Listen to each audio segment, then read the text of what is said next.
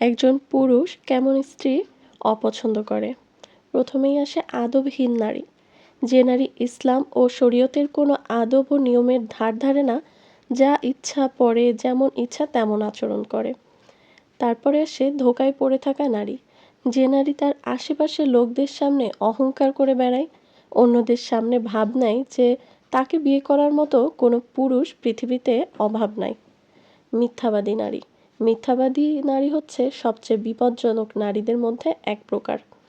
তারপরে দাম্ভিক নারী, যে কেবল নিজের প্রতি আগ্রহী। যদি স্বামী ঘরে থাকে তাহলে কেবল তার সাথেই স্বামীকে সময় কাটাতে হবে। বাচাল নারী, যে নারী বাচাল তাকে নিয়ে পুরুষ খুবই ক্লান্ত ও বিরক্ত হয়ে পড়ে। ছোট বড় যে কোনো অতিরিক্ত প্রতিক্রিয়া দেখানো নারী, সবসময় ছোট বড় যে কোনো কারণেই রাগে ফুঁসে থাকা ও কাঁদতে শুরু করা। অতিরিক্ত অভিযোগ শোনা পুরুষ সবথেকে বেশি অপছন্দ করে। যে নারী এখন একটা অভিযোগ নিয়ে আসে, একটু পরে আরও একটা অভিযোগ নিয়ে আসে, স্বামীর মানসিক সমর্থন পাওয়া পর্যন্ত। যে নারী পুরুষের সম্মান খর্ব করে, সে নারীকে তো সে অপছন্দ করবেই। পুরুষের সম্মানে আঘাত দেওয়া খুব সহজ, কিন্তু এই আঘাতের চিকিৎসা করা অনেক বেশি কঠিন। এমন স্ত্রী যে তার স্বামীর হাল অবস্থার কোনো কেয়ারই করে না। এই নারী স্বামীর কাছে কেবল খারাপ সংবাদ বা পারিবারিক সমস্যা নিয়েই হাজির হয়। ঘরে আসার সাথে সাথে বা ঘুমানোর সময়ে এসে এসবের ফিরিস্তি খুলে বসে।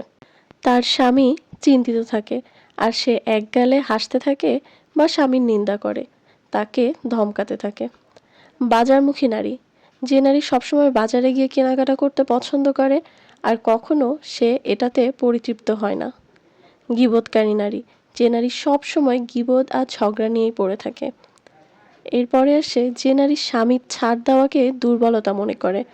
মানে, যখন স্ত্রীর গলার আওয়াজ উঁচু হয় তখন স্বামী চুপ করে সবর করে, কিন্তু এই প্রকারের নারী মনে করে তার স্বামী দুর্বল। অভিযোগকারিণী নারী, যে নারী সমস্যা ও জটিলতা সৃষ্টি করতেই থাকে। স্বামী যখন ঘর থেকে বেরোয় তখন সে রাগ করে, যখন স্বামী ঘরে ফিরে আসে তখনও সে রাগ করে। একটা দিনও তার কারণে ঝগড়া ছাড়া থাকা যায় না। প্রশ্নকারী নারী, যে নারী সব সময় তার স্বামীর পেছনে লেগে থাকে প্রশ্ন নিয়ে। কি চিন্তা করছেন, কি কাজে ব্যস্ত, আপনি বদলে যাচ্ছেন, কখন আমরা ঘুরতে যাব। এমন নারী সবসময় কিছু না কিছু বলতেই থাকবে, আর স্বামীর স্নায়ুতে আঘাত করে করে স্বামীর ধৈর্যের পরীক্ষা নিতে থাকবে। যদিও স্বামী ক্লান্ত হয়ে পড়ে তার কথা শুনতে শুনতে, অথবা কাজে ব্যস্তও থাকে, তবুও সে তার কথা থামাবে না। হঠকারী নারী, যে নারী সব সময় তার স্বামীর সামনে হঠকারিতা করতে থাকে, কখনো স্বামীর কথা শুনে না, স্বামীর কোনো কথা আদেশের অনুসরণ করে না, বরং উল্টা পাল্টা কথা বলে।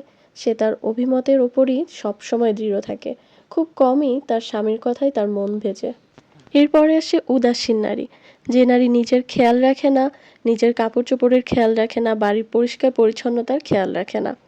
সংশয়বাদী নারী, যে নারী নিজের উপর বিশ্বাস রাখতে পারে না, সব সময় মনে করে তার স্বামী অন্য কোনো নারীর পেছনে লেগে আছে বা তাকে ছাড়া অন্য কোনো নারীকে নিয়ে ভাবছে।